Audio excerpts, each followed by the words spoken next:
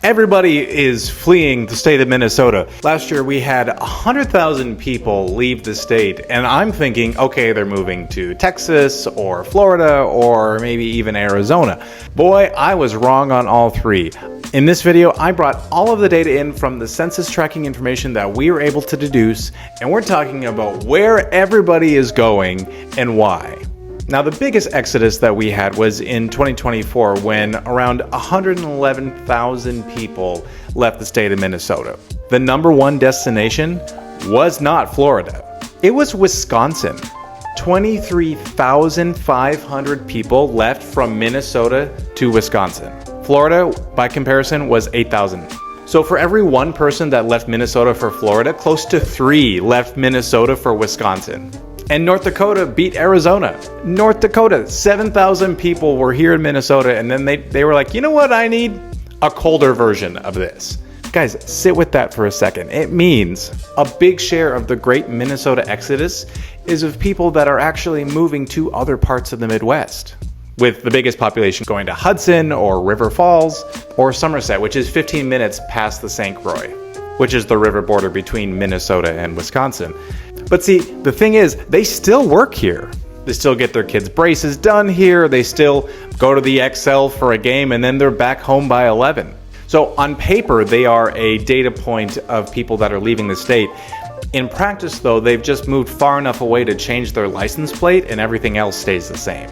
But see, guys, this is the thing, it runs in both directions. Wisconsin is also the largest state that people are moving from to Minnesota. In 2022 alone, 8,000 people moved from Wisconsin to Minnesota, more than any other state has sent us.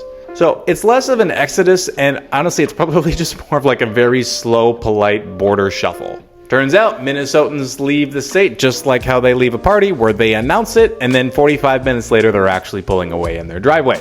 Hey friends, I am Mackenzie Rasmus, your favorite real estate advisor with Engel Völkers Minneapolis, and I help people from all over move to the great state of Minnesota, and I also help people move up that are here from their current house to wherever it is that they're moving next. If you have any questions, by the way, about what I'm talking about in the video or any other video, my information is down below. I don't use a showing assistant, a transaction coordinator. I don't have another person. I don't run a team. It is just me. When you reach out, you're going to get moi, for better or for worse. So whether you're thinking about moving to Minnesota or you just have questions about what that means for you, please reach out. Now, I want to be fair about making this exodus argument, because if you go back to 2022, Minnesota lost 17,000 more people than what it gained. And that's 41 out of 50th, meaning there's only 9 states that lost more people than Minnesota in 2022. And it didn't snap back. And you look at 2024, Minnesota was still in the red and down about 6,000 people, which ranked 38th. Now, the reasons people give are the ones that you would guess. Income tax, that stings at the upper tax bracket. You have an estate tax, a winter that really just doesn't care about your feelings or emotions, and a Twin Cities medium sales price that has climbed $93,000 in the last 5 years, which is wonderful if you already own it, but brutal if you don't. So when your uncle says everyone is leaving, he was right. For 7 straight years, he's been right. But he was just wrong about who. Now, here's the number that I couldn't stop thinking about. According to the Minnesota State Demographic Center, roughly 2/3 of Minnesota's annual domestic loss comes from one group, college students. About 21,000 adults move to Minnesota for education, and about 29,000 leave. The out-migration rate spikes at age 19, and it's not even close. And the ones who leave do not come back in the numbers that they used to. So yeah, the great Minnesota exodus has a face, but it's not who you think it is. It is a 19-year-old with a dorm fridge that's in the back of a Corolla headed for Madison. So when people tell you that people are fleeing Minnesota, I think they're picturing like a 55-year-old executive with a moving truck and a grievance, and that's just not the case. And that matters for a completely different reason other than politics. The state demographer has been in front of this legislature saying exactly this, that without migration, growth is going to be at a standstill. There were 174 job vacancies in Minnesota in a single recent month. And those facts are difficult to sometimes comprehend. Now, I'm going to get near politics for about 90 seconds, and then I'm going to leave. So, do taxes drive people out of Minnesota? The State Demographic Center looked at this research, and they landed somewhere that is going to annoy people, but it's somewhere in the middle. For a narrow group at the very top, people like millionaires and high-end investors, yes, absolutely. The research does find that tax-driven motives are there. But for the broader population, they found no systematic evidence of it. So if you are arguing that taxes are emptying out Minnesota, the data doesn't really support that. And if you are arguing that taxes never move people, well, the data doesn't support that either. So both of your uncles are half right, which is probably the most Minnesota outcome to actually come of this conversation. If you want a version where I go suburb by suburb and rank them without being polite, I do have that whole video series that's linked here in the link above.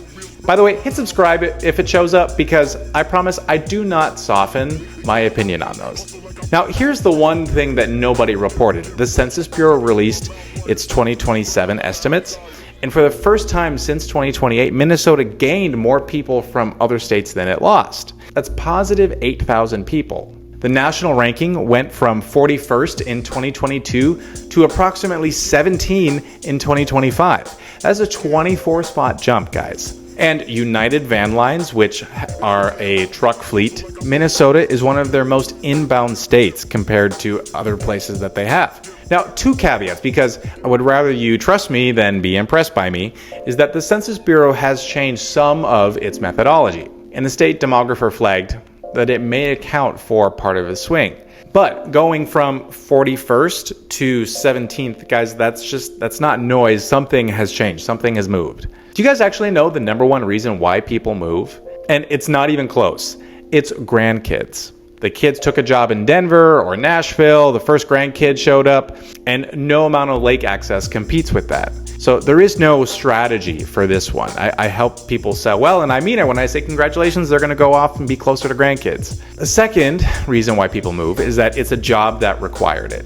A promotion tied to a headquarters somewhere. Nobody in this group is necessarily unhappy with Minnesota.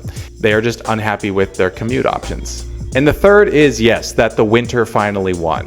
But this is almost never year one. Year one is fun. You know, you buy the parka, you try the ice fishing, you buy the park pass, you post about it a couple of times. And it's when it's year 6 or 7 and February is still just grinding on. Then you realize you haven't felt the sun on your face since Halloween. And then that's when people start pulling up Scottsdale on Zillow. Now, I worked with a family who found me through a video like this. They were in Colorado. They never lived in Minnesota. They were making the decision that was one of the biggest decisions of their lives, and they were trying to figure out, like, how do we move forward? Well, when they came out to visit, we built an itinerary around their schedule to make sure they knew what all of the pros and cons were about Minnesota, which is the thing I keep coming back to. Nobody moves for any one particular reason. Sometimes it's the median sales price. Sometimes it's affordability. Sometimes it's the quality of life. Some people, they just want to change a pace. But here's the thing that I do know. Most of the time, when people move here, they never look back. If you are weighing this move, I would love to help you out, have a conversation with you. All of my information is down below.